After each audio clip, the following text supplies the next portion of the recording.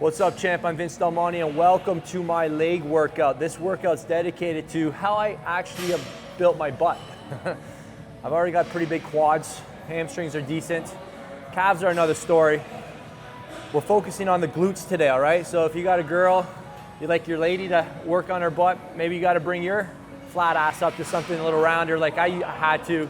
You're gonna wanna pay close attention to this. So what I'm gonna be doing is a lot of exercises you're likely familiar with, but I'm gonna be modifying them and teaching you how to correctly activate the glutes. A lot of cues that I literally haven't, I just learned after 10 years of being in the game. So I promise you that you're gonna learn some new things. A lot of things you see people do on Instagram or whatever to train their glutes is just really silly. It doesn't make any sense mechanically. So I'm gonna teach you guys a lot of things. Every single exercise we do today is gonna be dedicated to getting a rounder, stronger, fuller butt, all right?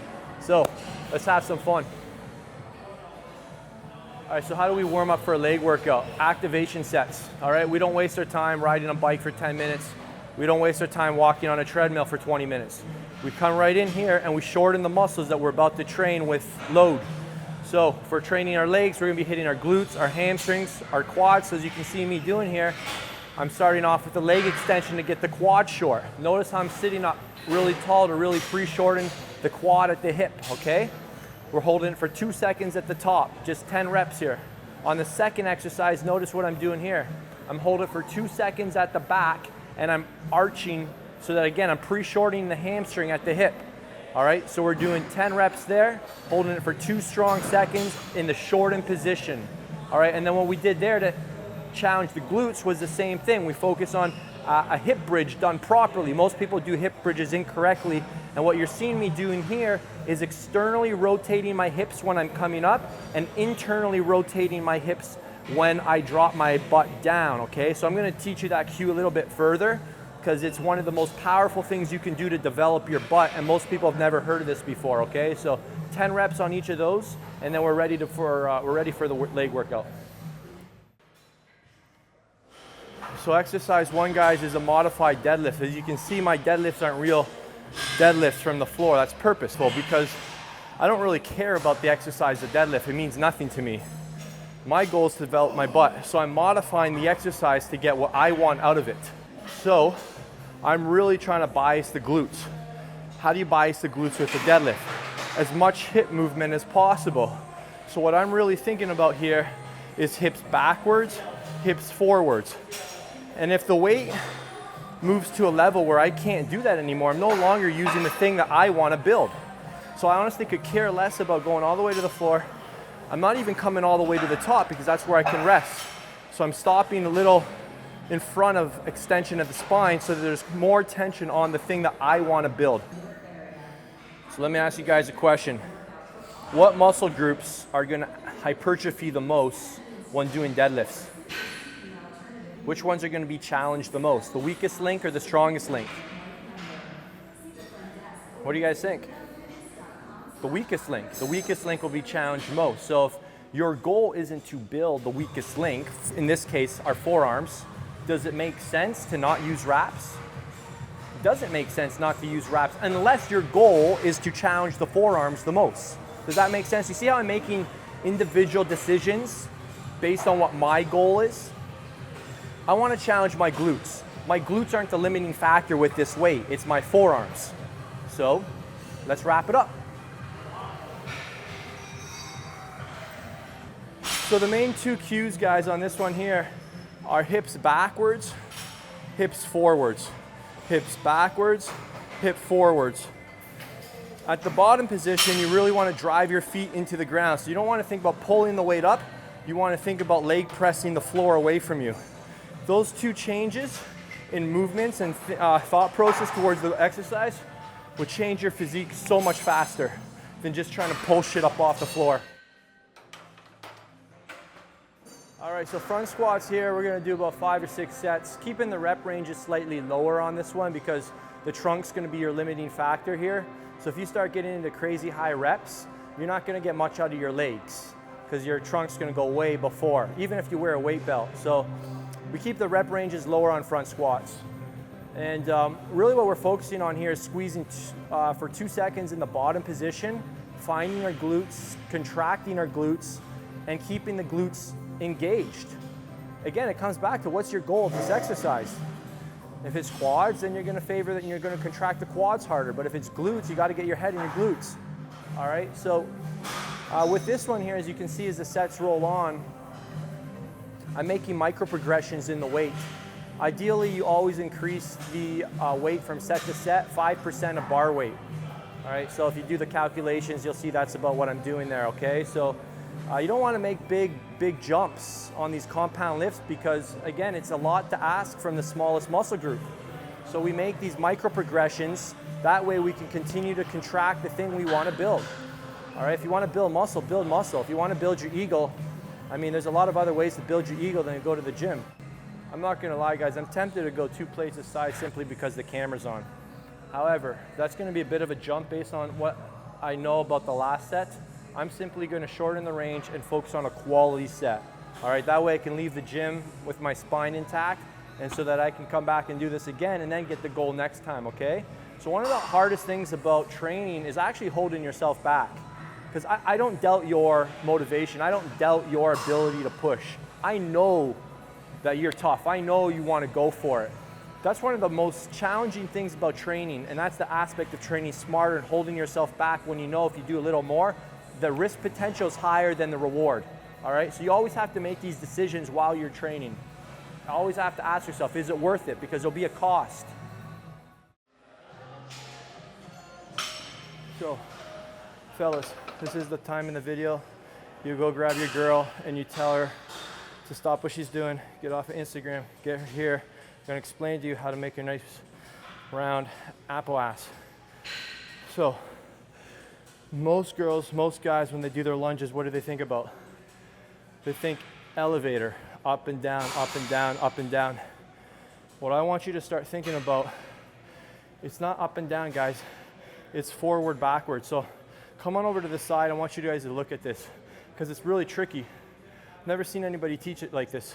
So what you're thinking about is, if you think of an athlete who's got a great ass, sprinters.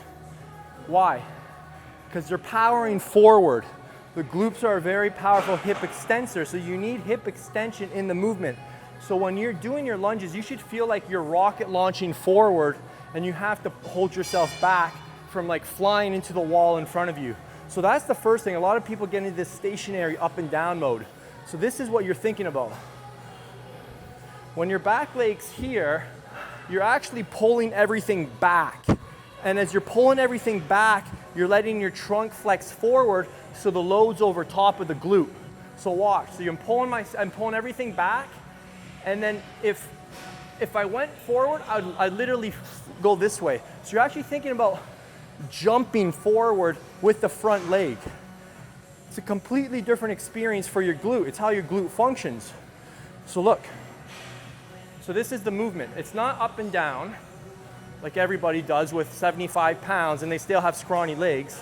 It's backwards, forwards, backwards, forwards. And notice how I'm not coming all the way up to relax. Because if you were to jump, you wouldn't go like up. You want to go forward if you want to use your glutes. So this is what you're thinking about. Try it right now. Pull yourself back and then think forward. And you want as much weight on this leg as possible. So you don't want to be resting back here, right? So pull yourself back. And you'll be doing it properly if you feel like you want to go like this. You should be in a position that wants to launch forward, all right? And you'll be surprised, you don't need much weight when you start doing this properly. So it's pull back and then forward. Pull back, forward. And you can let your spine flex, your trunks go forward to bias this glute more, right? So that's a new experience. Play with that. Probably have to forget everything you've ever been taught if you want to use that exercise to develop your glutes, all right? It's forward, backwards, not upwards, downwards. That's for quads. Again, what's the theme here, guys? Taking exercise and creating something we want to get out of it. We don't do stuff just because somebody said this does that.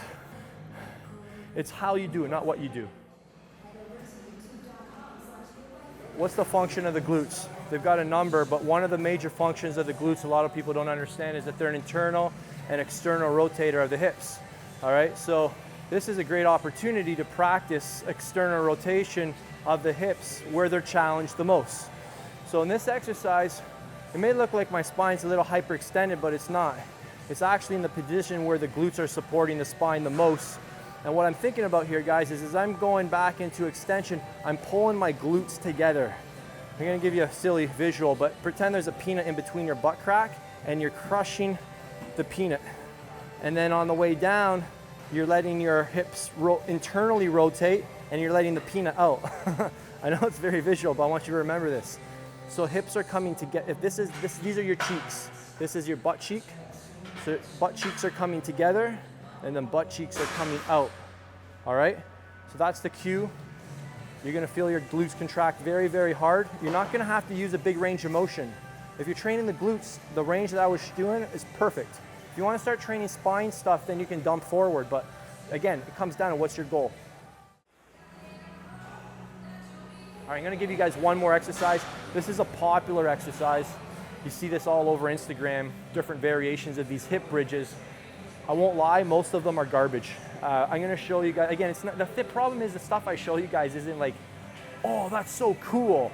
People are drawn to sexy, they're drawn to fancy, they're drawn to like, oh, that looks cool.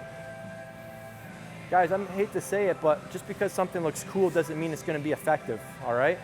You have to always bring it back to science, all right? This isn't my opinion, I'm sharing with you guys. So if you don't like it, don't get mad at me. All right, so this last exercise are the correct way to do glute bridges to actually challenge your glutes. I see so many young girls like in their 20s here in the gym and they're doing all this glute stuff. They see these other girls who are doing things incorrectly and assume that what they're doing must be right because they got a great butt. It's not. Just because they have a good butt, it doesn't mean they know what they're doing, okay? So,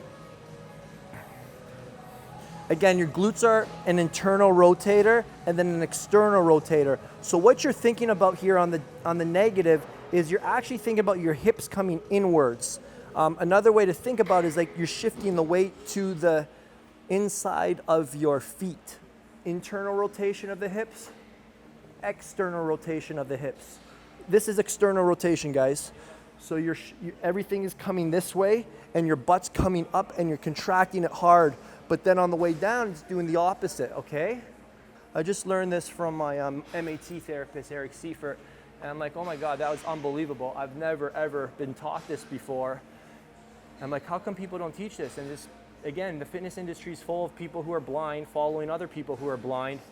You know, I was one of them for a long time. So, I mean, I'm so happy you guys are here because you guys are learning new things that are based on science, based on anatomy and physics. It's like, this isn't our opinion. This is how the body functions. There's a right way and a wrong way to do things. So that's it, guys. I'll probably do another video on this specific movement and a lot of these movements because I know they're tricky. We did a lot of information in one video. But I want to thank you guys for watching all the way through. I know I didn't give you guys a lot of details on the reps and the sets, and that's because your workouts need to be customized to your muscle fiber type. If you don't know your muscle fiber type, click the link right above me, and it'll take you to a page to take my 30-second muscle fiber type quiz to help you train with your genetics instead of against your genetics. If you're watching this video on your cell phone, just click the first link in the description below, and you can follow the same steps, take the same quiz, and start learning how to adapt your workouts to how your body's built. You know, some girls need to go heavy because the way they're built. Some girls can get away with really high reps. Neither are right or wrong. It's like what's right for you based on what's your fiber type, right? So if you're just doing rep ranges because some girl on Instagram said to do that, I hate to say it, but you're hoping that it works. And hope isn't a strategy. Wouldn't you agree? Hope is not a strategy. It's not a good strategy. All right, it's like throwing darts at a board blindly.